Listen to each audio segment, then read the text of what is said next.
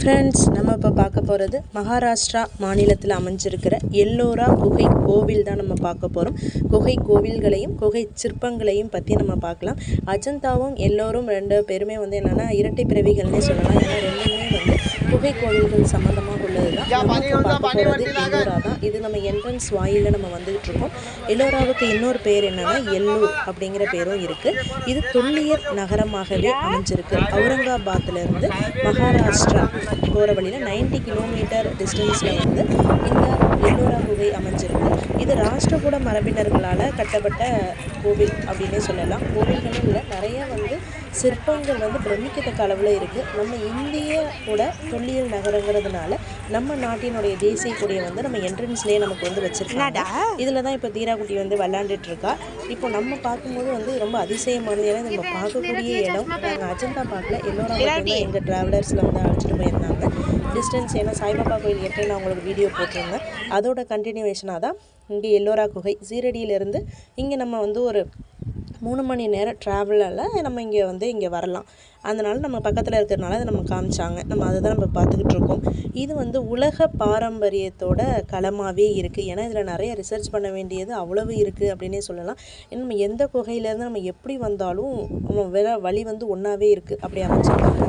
இப்போ நம்ம என்ட்ரன்ஸில் நம்ம ஒரு ஆளுக்கு வந்து 40 ரூபா பே பண்ணிவிட்டு நமக்கு ஒரு காயின் வந்து கொடுக்குறாங்க. அதை வச்சுட்டு நம்ம திருப்பி வந்து அந்த காயினை வந்து நம்ம பத்திரமா வச்சுக்கணும். திரும்பி போகும்போது நம்ம அந்த காயினை வச்சு தான் நம்ம வெளியிலே போக முடியும். அந்த காயினை நம்ம சப்போஸ் மிஸ் பண்ணிட்டோம் அப்படின்னா நம்ம எக்ஸ்ட்ரா 100 ருபீஸ் வந்து பே பண்ணிவிட்டு வெளியில் வர மாதிரி வச்சுருக்காங்க. ஏன்னா அந்த காயின் நம்ம மிஸ் பண்ணக்கூடாது அப்படிங்கிறதுனால. அவ்வளோதான் நமக்கு கான்செப்ட்டு. இப்போது இதில் நம்ம உள்ளார நம்ம இப்போ வந்துகிட்ருக்கோம். உள்ளார வந்து ஃபுல்லாகவே வந்து சோலையாக வச்சுருக்காங்க. அதுவும் இல்லாமல் ஆலமரத்தில் விழுது வந்து தொடர்ச்சியாக அப்படியே ஃபுல்லாக வந்து ஒரு ஆலமரம்னு இல்லை, கண்டினியூஷனாக எல்லாம் நிறைய இதில் நீங்கள் பார்த்தீங்கனாலே தெரியும். அவ்வளோ ஆலமரம் இருக்குது.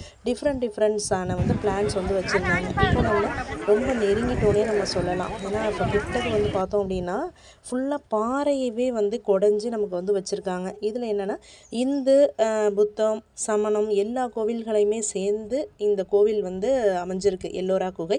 இதில் நம்ம ஃபஸ்ட்டு என்ட்ரன்ஸ் வழியாக தான் நம்ம இப்போ போகிறோம். இதுக்கு உள்ளார தான் நம்ம போய் பார்க்கும்போது ரொம்ப பிரமிக்கத்தக்க அளவில் இருக்குது. வாசல் என்ட்ரன்ஸ்லேயே நம்ம பார்க்கணும்னா அவ்வளோ வந்து சிலைகள் வந்து அமைச்சிருக்காங்க. போனோன்னே நமக்கு மகாலட்சுமி ரூபத்தில் நமக்கு காட்சி கொடுக்குறாங்க. அது யானையில் வந்து பார்த்திங்கன்னா அப்படியே ஆசீர்வாதம் பண்ணுற மாதிரி அமைச்சிருக்காங்க.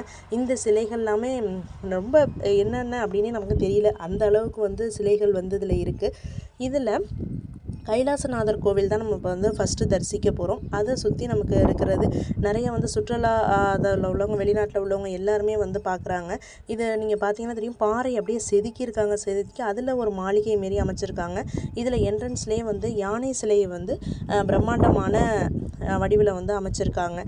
சரணந்திரி குன்றுகளோட நிலைக்குத்தான பாறைகளில் குடையப்பட்டுள்ள 34 குகைகள் வந்து இந்த எல்லோரா குகையில் அமைஞ்சிருக்கு. இங்கே புத்த இந்து சமண கோவில்கள் துறவு மடங்களும் வந்து தனித்தனியாக அமைச்சிருக்காங்க. ஒவ்வொரு வந்து குகையிலையுமே வந்து தனித்தனியாக இப்போ நீங்கள் பார்த்தீங்கன்னா இங்கே தூண் வந்து இருக்குது. அதே சமயத்தில் இந்த பக்கம் நமக்கு யானை சிலைகள் இருக்குது. தனியாக கோபுரமாக நமக்கு ஒரு கோவில் இருக்குது. ஆனால் உள்ளார வந்து நம்ம பார்த்தோம்னா எந்த விதமான சிலைகளுமே உள்ளார இல்லை. நிறையா வந்து படையெடுப்பில் வந்து கொண்டுட்டு போயிட்டதா அப்படின்னு நம்ம சொல்கிறாங்க.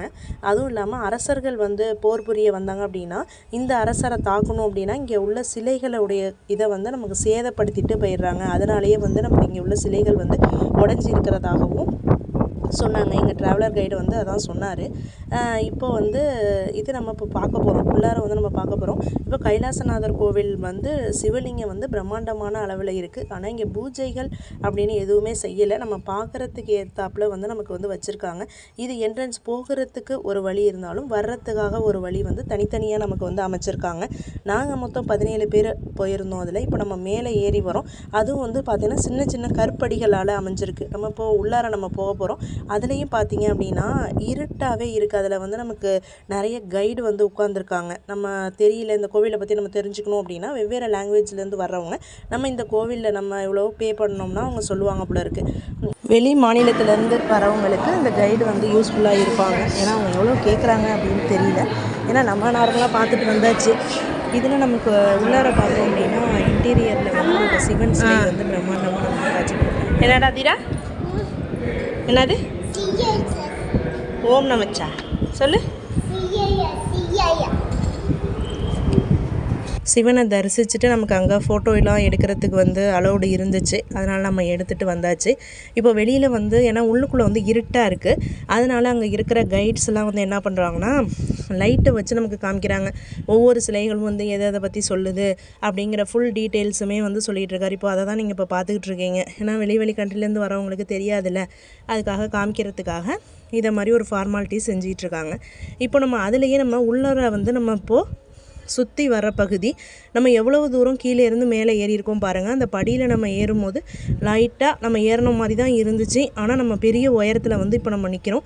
இந்த கோவில் வந்து பார்த்திங்க அப்படின்னா உள்ளார வந்து எதுவுமே இல்லை. ஆனால் அந்த பிரகாரத்தில் வந்து லைட்டாக ஒரு ஹோல் இருந்த மாதிரி இருந்தது. அந்த கோவில் நம்ம உள்ளார வரும்போது ஒரு சில்னஸ் தன்மையாக இருக்குது. அதான் அது என்னன்னு தெரியல. ஆனால் அதில் பார்த்திங்கன்னா ஒரு லைட்டாக ஹோல் மட்டும் தான் தெரிஞ்சிச்சு. அதே மாதிரி இந்த மாதிரி தான் இருக்குது அந்த கோவில். அதுமாரி நிறைய கோவில் இருக்குது. ஆனால் உள்ளுக்குள்ளே வந்து எந்த சிலைகளுமே இல்லை. ஆனால் இந்து புத்த சமண மதத்தில் சேர்ந்தவங்க வந்து இந்த கோவிலில் வந்து சிலைகளே இல்லைனாலும் அந்த இடத்துல வந்து விழுந்து வணங்கிட்டு போகிறது வந்து என்னமோ பிரமிப்பாகவே இருந்தது. இது நம்ம மேலேருந்து நம்ம கீழே பார்க்குற லொக்கேஷன் அது நம்ம ஃபுல்லாகவே இருக்குது. விநாயகர் சிலை வந்து அந்த காலத்திலேயே இந்த கோவில் வந்து நம்ம பார்த்தோன்னா கிபி 5 முதல் 10ஆம் நூற்றாண்டு காலத்திலேயே நமக்கு கட்டப்பட்டதாக சொல்கிறாங்க. அந்த காலத்திலேயே நமக்கு விநாயகர் சிலைகள்லேருந்து ஆரம்பித்து நம்ம வணங்கக்கூடிய அனைத்து தெய்வ வழிபாடுமே இருந்திருக்கு. இந்து மத புராணத்தின்படி உள்ள அனைத்து தெய்வங்களுமே இந்த கோவிலில் வந்து அமைச்சிருக்காங்க. இந்த குகைகள் அது வந்து எல்லாமே வந்து என்ன அப்படின்னா கற்சிலைகளால் அமைச்சிருக்கிறது தான் மிகுந்த சிறப்பாக இருக்குது. இதில் ரொம்ப பிரம்மாண்டமான அளவில் இருந்தது நம்ம ஃபஸ்ட்டு பார்த்தது கைலாசநாதர் கோவில் தான் நம்ம இப்போ ஃபஸ்ட்டு பார்க்குறோம். ஃபஸ்ட்டு இந்த தெய்வத்தை வணங்கிட்டு அடுத்தது நம்ம ஒவ்வொரு இதாக பார்க்கலாம். அதில் வந்து கிருஷ்ணரோட இதுவும் பெருமாளோட இதுவும் தனித்தனி சிலைகளாக வந்து அந்த மூல கிரகத்திலேயே வந்து கர்ப்ப கிரகம்னு சொல்கிறோம்ல, அதுக்கு வெளியில் நம்ம சுற்றி வர பிரகாரத்தில் அமைச்சிருக்கிறது வந்து இன்னுமா சிறப்பாக இருக்குது. இது நம்ம செல்லு லைட்டு வெளிச்சத்தில் தான் வச்சு எடுத்தது. ஏன்னா அந்த அளவுக்கு இதாக இருந்தது. இப்போ தீனா குட்டி அவங்க தாத்தா பாட்டியோட வந்து இங்கே பார்த்திங்கன்னா ஒரு குட்டி குட்டி சிலைகளோட அமைப்பு வந்து எவ்வளோ நெருக்கமாக வந்து அமைச்சிருக்காங்க பாருங்க. அந்த சிலைகள்லாம் வந்து பார்த்துக்கிட்டே இருக்கணும் போல இருக்குது. அதே மாதிரி சிங்க சிலைகள் வந்து சிங்கத்திலே வந்து டிஃப்ரெண்ட் டைப்ஸ் ஆஃப் சிலைகள் வந்து அதில் இருக்குது. யானைகளும் வந்தால் நிறைய சிலைகள் வந்து அரசர்களால் போர் இதன் போது நமக்கு தாக்கப்பட்டது அந்த சிலைகளை வந்து அழிச்சதாக நமக்கு வந்து சொன்னாங்க.